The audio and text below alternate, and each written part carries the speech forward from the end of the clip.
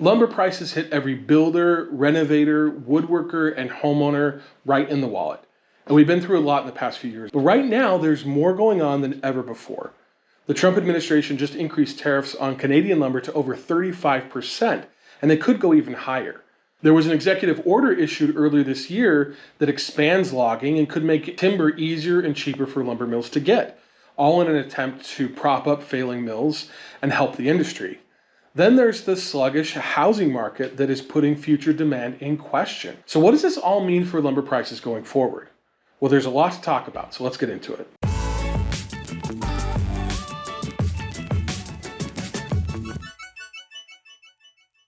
So let's start off by talking about where we are currently. Retail lumber prices have stayed pretty consistent so far this year and have even come down a bit in price. The average cost for a 2x4 right now is about $3. And while that may feel high, it's actually pretty reasonable compared to where prices have been in the past few years.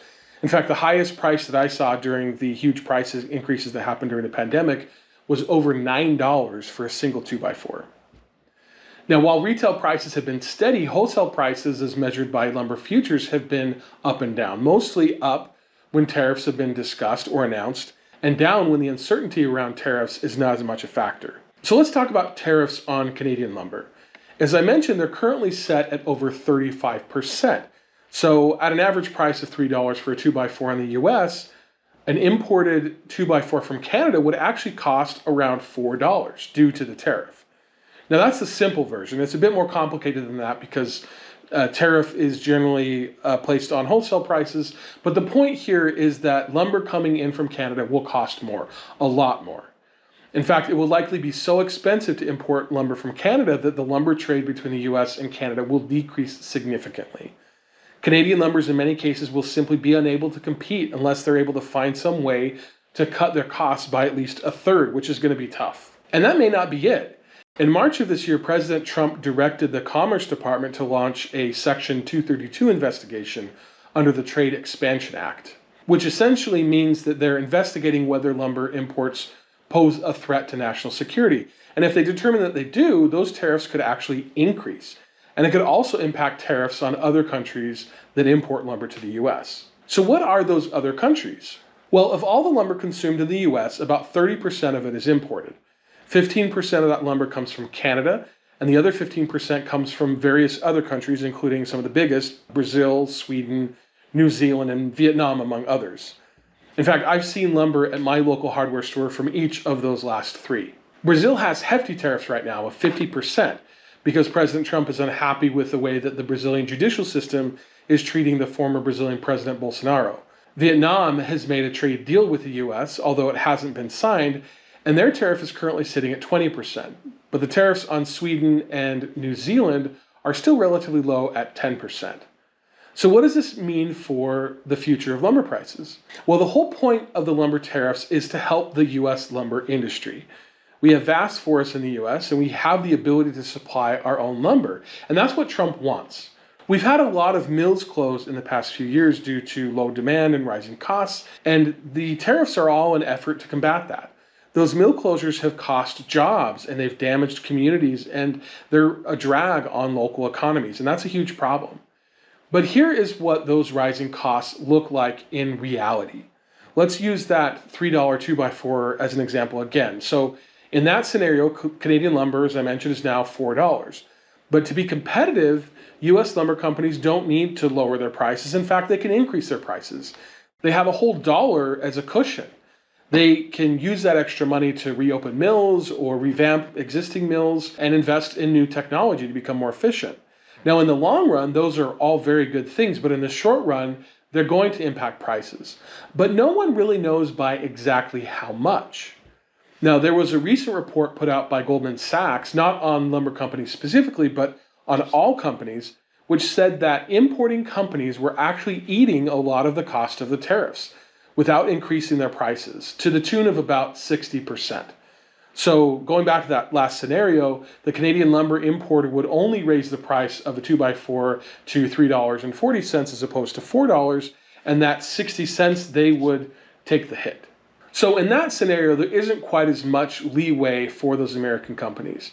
but it's still definitely a boon to those companies. They still have some wiggle room. Now, here's a question that I have for you. Do you think that companies are going to continue to absorb a portion of the tariff costs, or do you think that we're going to see huge price increases because of it? Do you think that increased efficiencies at mills will actually lower prices long term, or is that not going to matter? Be sure to leave me a comment and let me know your thoughts. Now, the truth of it is here that there are two sides to this coin. If we help the domestic lumber producers by making lumber imports cost more, that will make the cost of wood and everything made from wood more expensive. That means that new home remodels will be more expensive, furniture will be more expensive, new homes will be more expensive. And as we all know, home affordability, or rather unaffordability, is one of the biggest problems that we face in this country. The National Association of Home Builders estimates that these tariffs will add about $9,200 to the cost of a new home, and they call the tariffs on lumber a tax on American builders and buyers. A policy like this is zero-sum. It has winners and it has losers. The Canadian lumber companies are definitely losers in this scenario, and the American lumber companies are winners. But anyone who uses lumber, whether it's for a home remodel or building furniture or building a new home, they're also losers, and they're going to lose out in the form of higher prices. Now, whether you feel like this is a good or bad policy depends a lot upon who you are or maybe where you are. If you work in the lumber industry or somehow depend on it or have been personally affected by the decline, then you're saying, well, it's about time. It's about time they did something. But if you're a home builder or you're waiting to do a remodel, then you're not going to like it. It's not going to benefit you. But there's a whole side of this that we haven't talked about, and that's Canada. Canada is not taking this sitting down, and they have a whole plan about how they're going to address this and come out on top. But before we get into that, I want to talk about this video's sponsor. Electric e-bikes are super fun. And since getting this electric XP4 e-bike, I've ridden it all over the neighborhood. One of the things that we love most is to head out on our bikes, pick up some food, and have a picnic. This electric e-bike is perfect for the neighborhood, but can also go as fast as 28 miles an hour and has a range of 85 miles on a single charge. And so you could use it just about anywhere. It also folds up neatly so you can easily transport it, and the controls are safe and intuitive. And overall, it's just a blast to ride. So whether you live in a neighborhood like me, or a city, or in the country, electric e-bike could be just right for you. So check them out by using the link in the description or the QR code on screen. And if you order your new electric e-bike using my code, DIY with Dave, at checkout, you'll also get a free bike cover. So check them out. And thanks again to Electric e-bikes for sponsoring this video. So as I said, the Canadians have a whole plan on how they're going to deal with all this. Mark Carney, the Canadian Prime Minister, has announced a multi-pronged strategy to help the Canadian lumber industry, which makes up a significant portion of the Canadian economy. First, they've announced $700 million in guaranteed loans to Canadian lumber companies and $500 million in what they're calling market diversification, which essentially means that they're going to be financing Canadian home builders to build more homes in Canada and use Canadian lumber while they do it. They plan on building over 500,000 new homes each year for the next 10 years, which will go a really long way to solving some of the affordability and availability issues in Canada. Another thing that Canada plans on doing is diversifying their exports. Now, currently, Canada produces about 20 billion board feet of lumber each year, which, just as a side note, 20 years ago, that number was actually 35 billion. So it's dropped quite a bit in that time. But of that 20 billion that they produce, 12 billion board feet gets exported to the US. That's 60% of everything that they produce and about 85% of everything that they export. So these lumber tariffs are a huge deal for Canada. But in order to combat it, they plan on seeking out new markets. They, of course, won't sell as much to the US because of those tariffs, but they're going to focus their attention on lumber markets in Asia and Europe and try to get a foothold there and gain market share.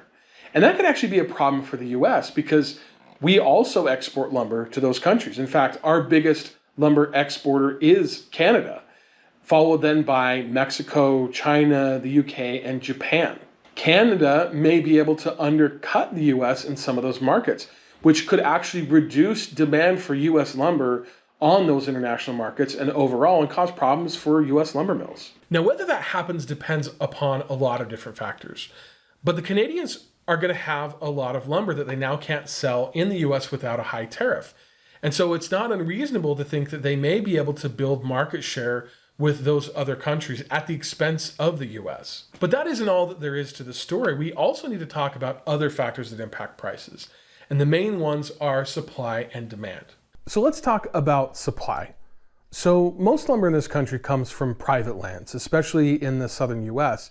But in the Pacific Northwest, a lot of lumber comes from federal lands, and it's the job of the US Forest Service to auction off the rights to log certain tracts of lands. Those auctions have been significantly limited over the past few decades, but Trump's executive order from earlier this year is meant to expand logging. The goal is to increase the amount of logging in the US so that we can be self-sufficient when it comes to lumber and not have to rely on lumber from other countries like Canada. Now, a lot of people are upset about the environmental implications of all this, and those are certainly legitimate concerns, but there's also a problem with our forests generally. The problem is that they're sick. Most of the West has been experiencing prolonged drought, and insects like the pine beetle have killed vast swaths of trees, and there's a huge danger for out-of-control forest fires, which could, and have in the past, burned up large forested areas. This is a problem that needs to be fixed, and ideally we could use this expanded logging to clean up our forests, remove dead and damaged trees, and restore them to something that is much healthier and reduce the risk of those forests being destroyed by out-of-control forest fires. The problem is that that is really hard. In fact, I want to share with you an exchange of comments on one of my recent videos that actually illustrates this very well. One of my subscribers, Jesse Sayers 7933, said, "We have the forest full of overgrown trees. Let's do what we used to do, selective harvest. Replant with young saplings and move on to another section. Put our loggers back to work, revamp our old mills, make good lumber again. Thousands of jobs and people waiting to go to work." Then there was this response from DCL 97, who works as a forester for one of the big lumber companies. And here's what he said. "Unfortunately, that's not really how it works. There aren't really many loggers anymore. Just a few machine operators can do the work of 100 loggers. Only veneer logs or huge 30-inch diameter stuff gets cut by hand. The mills basically won't take anything anymore unless it's perfect clear grade and within a 100-mile radius of the mill.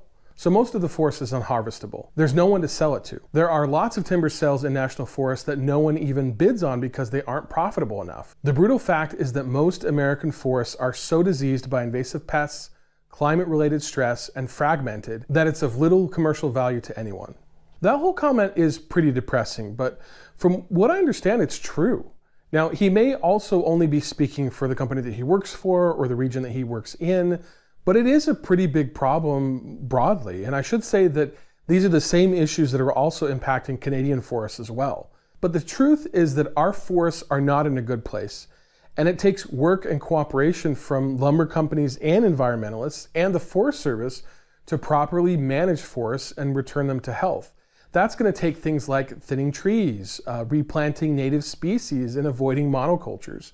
It's going to require prescribed burns that reduce fuels and restore the soil. It's going to require more work to combat invasive species and help the land recover from forest fires after they hit. The problem is that all of that takes cooperation from various groups whose goals are sometimes in opposition, and it requires money, a lot of money, especially from the government and the Forest Service, whose budgets have been recently slashed. And maybe the biggest challenge of all is that it takes time. Our forests have been mismanaged for over 100 years, and we aren't going to bring them back overnight. But if we really view lumber as a strategic resource like we're saying we do, and if we view our forests as a legacy for future generations, then we need to invest in the kinds of forest management that are going to lead to stronger, healthier, and more balanced forests for both industry, recreation, as well as the environment. So that is supply. The Trump administration is trying to make supply more available, but it may not always be in the right areas to benefit the mills. And many of the timber sales that are going to take place following the executive order are going to go unsold. Now let's talk about the last aspect, and that is demand. In short, demand is down. Home building is down, home remodeling is down, and that is not likely to change until things become more affordable. And that makes these lumber tariffs kind of a chicken and egg thing. Lumber companies need demand to be high in order to sell more of their product and make more money, but the price increases that could result from the tariffs are actually going to decrease demand because people aren't going to spend as much. The elephant in the room, though, is interest rates. There are literally millions of people who want to buy homes, and even right now, there are millions of homes on the market that are going unsold because prices are too high and people can't afford to buy. If rates come down by a significant amount, then it's going to make homes much cheaper to buy. And as a result, there's going to be more building and demand for lumber will go up. In the short run, it's going to increase lumber prices until the mills can catch up with supply. But if mills are able to get the raw materials that they need, and if they can avoid the logistics problems that we saw during the pandemic, then the prices are going to even out. But there's a lot of ifs in all of that, though. Hey, so I was just finishing editing my video, and I need to butt in here for just a second.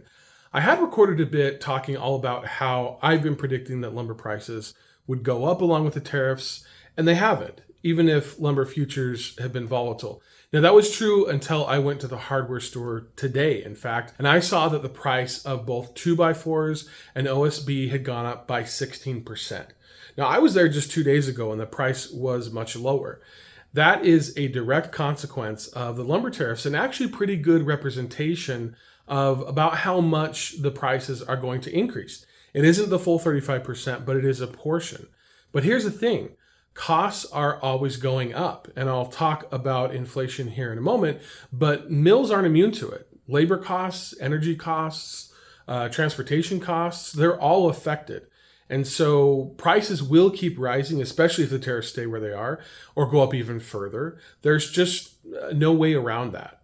All right, back to the video where I left off. Another big factor is inflation. Inflation is expected to increase. And what that does is it puts us into a vicious spiral, a vicious cycle.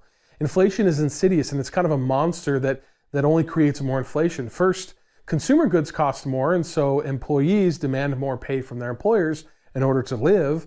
In order to have money to pay those employees, employers are going to have to raise prices. If they don't, their employees are going to go elsewhere for more money, or the companies will just lay them off, which is a whole other issue. Those increases in prices then feed more inflation, which leads to more demands and more inflation. It could be a tough cycle to stop once it started, and it seems to me like we're in the beginning of that. It seems to me like we're in a recession, and we're in a period of potential inflation, or what they call stagflation. Now, I hope that I'm wrong. I hope that things actually improve, but I do see them getting worse before they get better. But there is a lot that can happen that could change that could change, the trajectory that we're on. But I also want to know what you think. Do you think that we're headed towards a recession? Do you think we're headed towards higher prices? Or do you see blue skies and rainbows ahead? Leave me a comment and let me know your thoughts. I do have to say that I have been really impressed with a lot of the comments that I see in this channel. I think that we've got a lot of really interesting perspectives and a lot of really great discussions. And so again, please leave me a comment, let me know your thoughts, but also check out what other people are saying. And as always, thanks for watching. Be sure to subscribe, and I'll see you in the next one.